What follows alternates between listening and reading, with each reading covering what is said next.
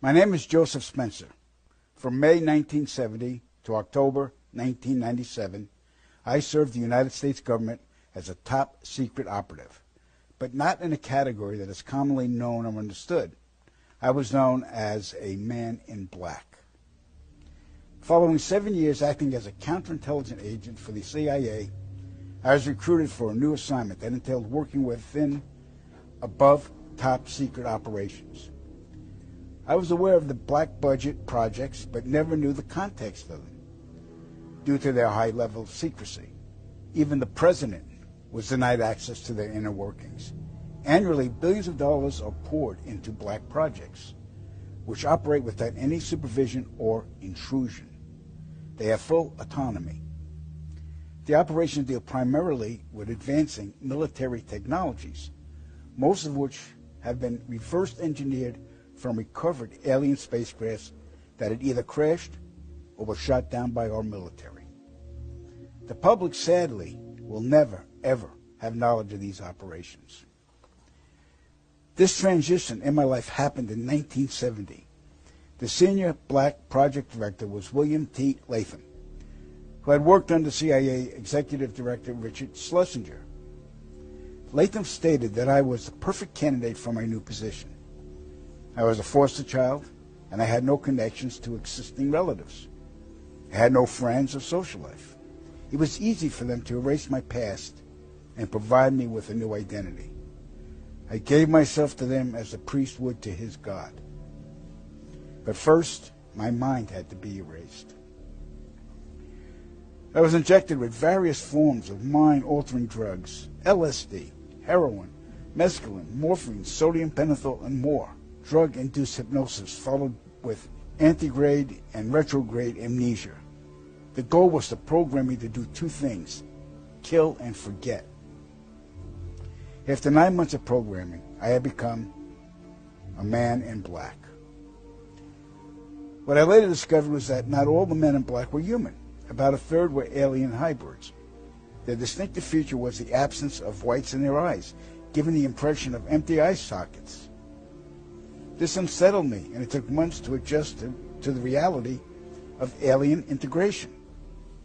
My assignments largely dealt with UFO sightings and crash sites. In August of 1971, I witnessed my first UFO crash site just north of Edwards Air Force Base in California. Inside the craft were 3 grayed humanoids, 2 dead, 1 still alive. Also in the craft was a human female abductee. The alien humanoids were transported to the base, but 2 witnesses had arrived before us and took several photographs. The first surrendered his camera, but the second fled. When we apprehended him, he resisted, and I was ordered to silence him, which I did. The killing of witnesses was executed with a wand that acted very much like today's taser, but the voltage from the wand would cause immediate cardiac arrest, and the victim's death would be attributed to natural causes. We silenced countless victims, not only men, but women of all ages and even teenagers. The following day, after each kill, our memories were reset, so we would have no recollection of the murders. A good majority of the victims were ufologists and whistleblowers. Among the ufologists I personally silenced were Paul William Cooper, Milton Vigay, Claude Monroe, Anthony Vargas, and noted documentarian Samantha Willis. When my wand malfunctioned with Samantha, I resorted to strangulation. She fought for her life for almost 2 minutes. In recalling this act, I stared into her pleading eyes for the entire duration with absolutely no remorse, guilt, or feelings.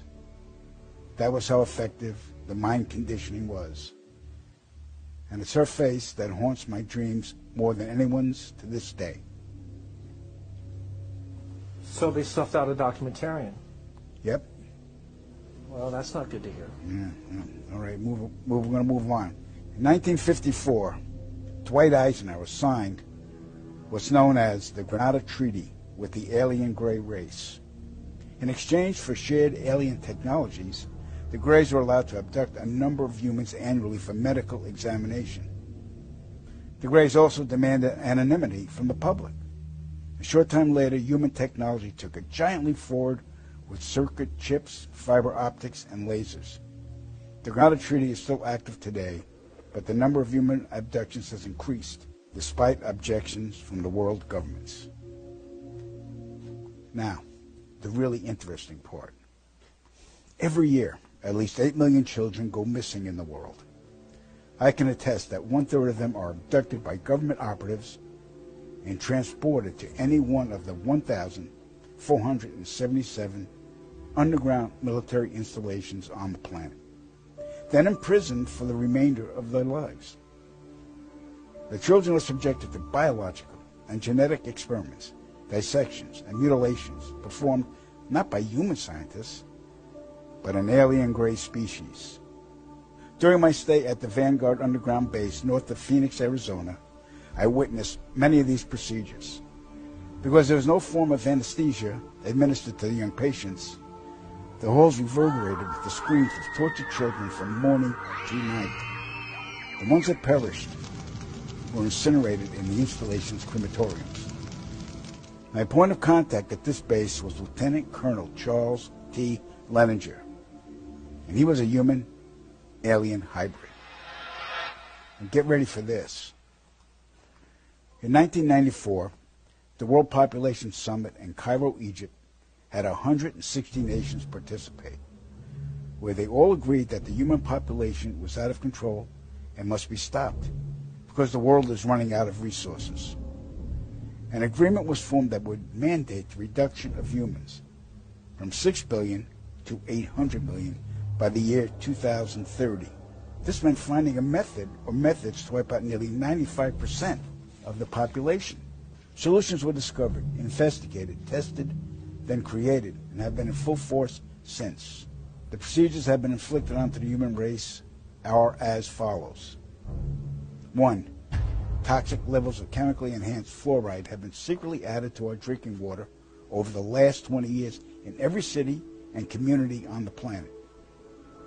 I personally oversaw the delivery of fluoride barrels to Denver, Chicago, Tampa, and Minneapolis water departments. The adverse effects of fluoride poisoning to the human body are numerous and debilitating. The effects to children is damage to their neurological development, among other serious ailments. 2. Man-made viruses and diseases. The AIDS virus, which was a designer byproduct of the American Disease Institute, was distributed through vaccines to the public in 1980. Instituted as a preliminary population control tactic, the results were successful and led to more lab-produced viruses that have since been unleashed onto the public. Among those is the development of a mutated version of the common flu to replicate the 1918 influenza pandemic that killed 40 million people. The first strain of this new flu virus will be released to the public in late 2017. So if we see a flu outbreak in the late 2017 or early 2018 that's killing people, we'll know this is true. Right. 3. Killing us from the air with neurotoxins, barium chloride, cancer microbes, and viruses by way of chemtrails, released into the skies daily over all inhabited regions by military aircrafts. The effects of these toxins are severe and over time lethal, causing respiratory ailments, cancer, damage to the immune systems, and sterilization in men. Since the chemtrail plan was implemented, sperm count in men has dropped nearly 50%. If this isn't reversed soon, the human race will face early extinction. Now the grand finale. This is some scary shit. In March 1997, an event known as the Phoenix Lights became the most infamous UFO sighting in history. A mile-wide vessel, clearly not man-made, flew slowly and silently over the state of Arizona and was witnessed by 10,000 people, including the governor of Arizona. To date, there has been no reasonable explanation. But for every witness interviewed, the craft was as real as anything they'd ever seen.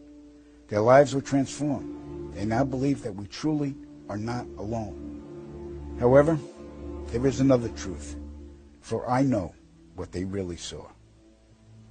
In 1986, while stationed at an underground installation near Boulder, Colorado, I was introduced to Project Skybeam by Lieutenant General Andrew Garris. I was then led down a corridor and into a large hangar, where a stealth bomber hovered only 20 feet above me. I stood there confused. Then Garris looked over at me and smiled, then asked if I was certain of what I was seeing. I replied, of course. What else could it be? I was then shocked to find out that this wasn't a real craft. It was a projected hologram. Since the early 1950s, scientists had been developing holographic technology, and over the years improved it to a state that we can only imagine. As I stood there staring at the bomber, which looked so absolutely real and solid that I could reach up and touch it, I contemplated the possibilities. What if this projection was 1,000 feet up in the sky? How would anyone know that that was an illusion? The Phoenix Lights craft, witnessed by 10,000 people, was the first grand-scale skybeam test upon the public. It succeeded beyond expectations. In October 1938, Orson Welles unleashed his War of the Worlds radio broadcast to the American public. It was so realistically portrayed, vast portions of the population went into panic. Terrified citizens scrambled to evacuate their cities in droves. America had been easily tricked by very simple means.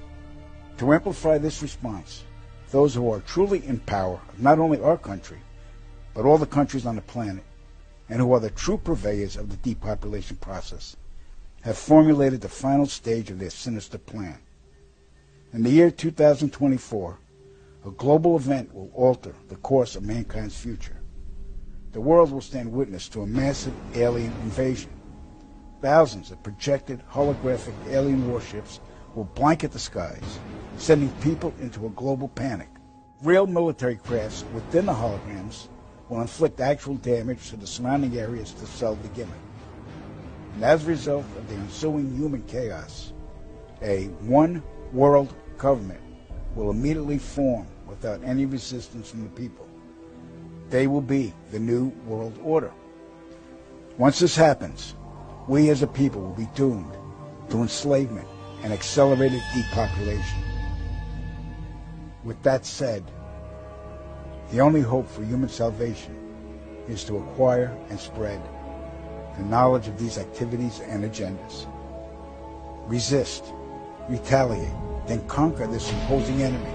The time is now, as humanity is rapidly approaching its final days.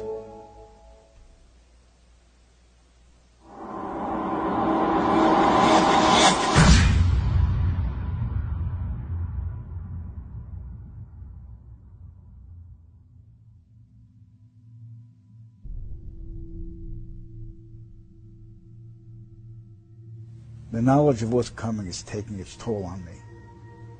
I see all of these people living their lives, enjoying themselves, planning their futures, oblivious to the fact that it's all going to end soon. Here I am at a park where children are playing, and in the skies above, I can see the chemtrails, poisoning the air and slowly killing us all in plain sight. I've never felt so helpless. I want to scream out to the world, but I'd only be laughed at, ridiculed. When Claire said the memoirs were a fabrication, I secretly wished she was right. Then I could sleep at night. But I know, beyond a reasonable doubt, that it's all true. That Joe was being completely forthright. I saw it in his eyes. I heard the tremor in his voice when he spoke about it. It didn't come off as an admission. It was more of a deeply concerned confession. He was scared for us all. And that says a lot, coming from a man who was a government assassin.